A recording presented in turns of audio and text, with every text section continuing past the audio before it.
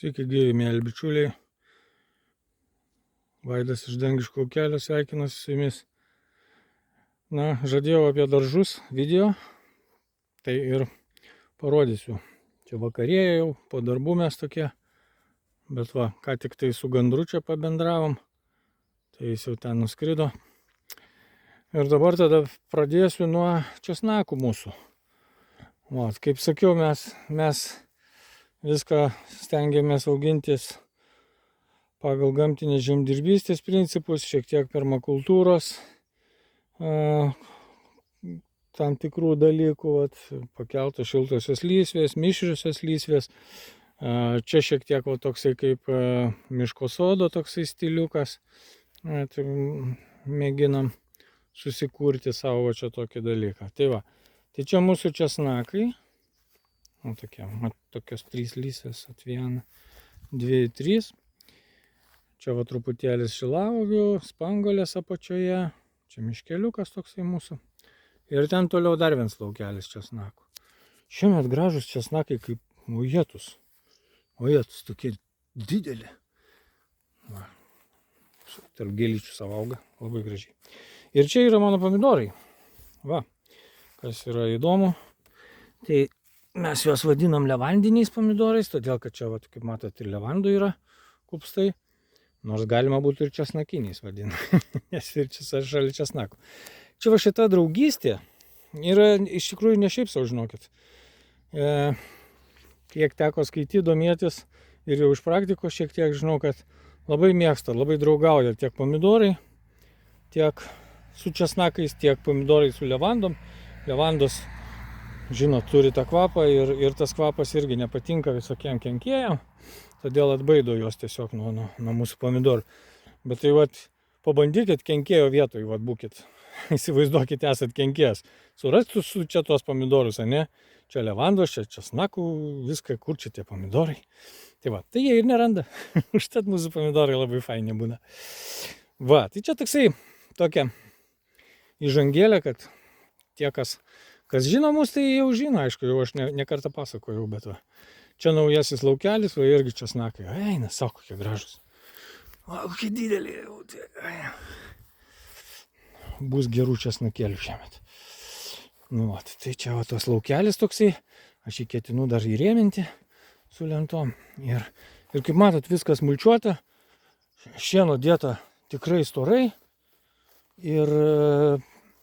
Ir prasimuša ir užauga puikiausiai. Ir po to, aišku, jau kai jie užauga, taigi neužmulčiuosi jau po to. Todėl iš anksto užmulčiuojam. Česnakus galima, tai bulves taip galima. Tai tada nuo česnakų mes po truputėlį per mūsų miškelį keliaujam link kitų daržų. Čia mūsų rekreacinė zona tokia, supynės. Spėkit, ar pasisupam kada nors? Nelabai. 2 kart per sezoną, kai būna laiko. Tai tai čia toliau keliaujam, ne?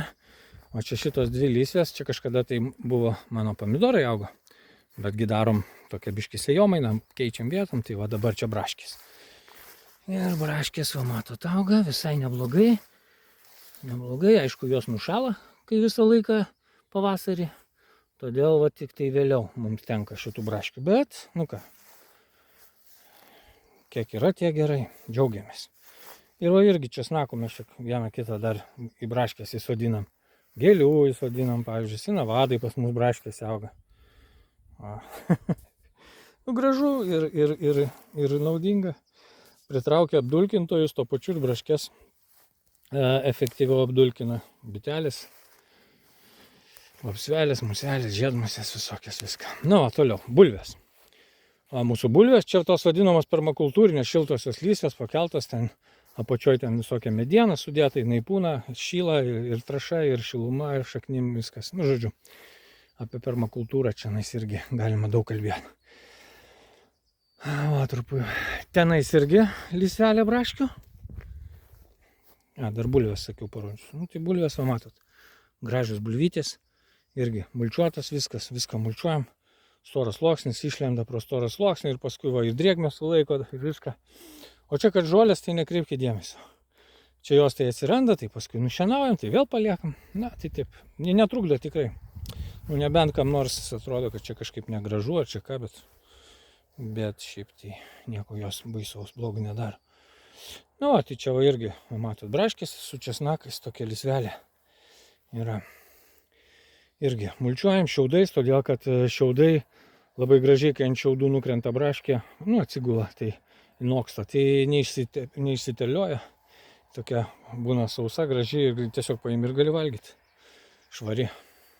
Tai va, ir čia dar viena braškė tokia irgi, su česnakais maišom.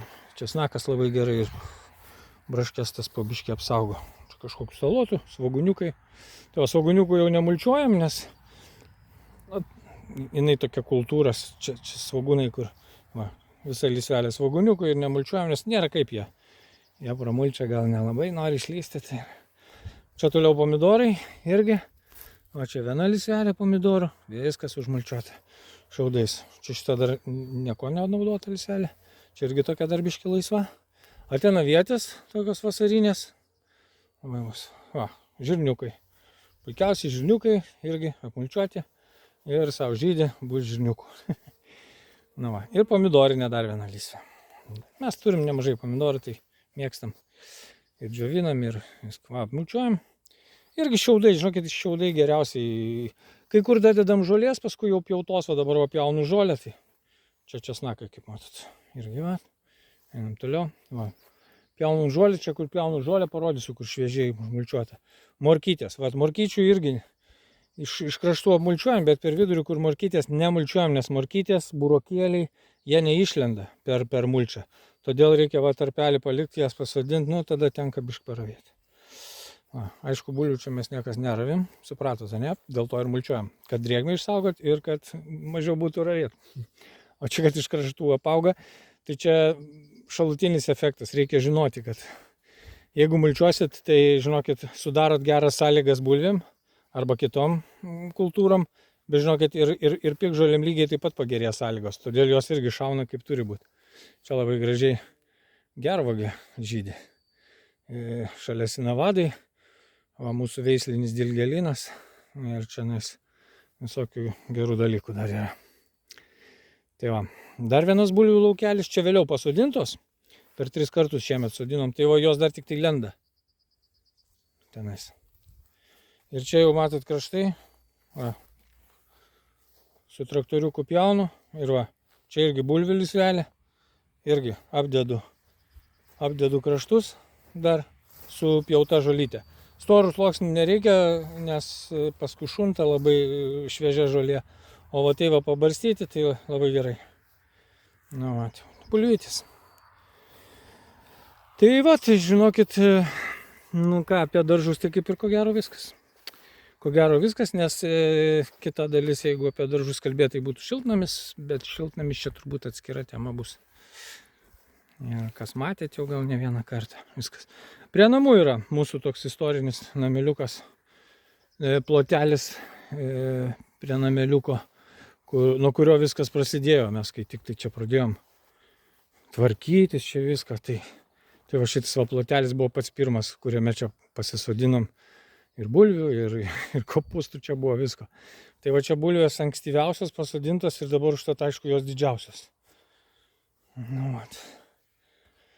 Čia pasodinom šiemet agurkus į tokius va konteinerius, nes biški mums tenais ir pelienai pakuičia, tai agurkai labai jautriai tai reaguoja, tai galvom, kad izoliuosim, pamėginsim. Nu, čia toks bandymas šiemet. Na, čia bulvės. Tai va, ties to gal ir baigsiu. Mūsų kiemelis, mūsų darbelė jau irgi šiandien į pabaigą, tai va ir eisim ilsėtis.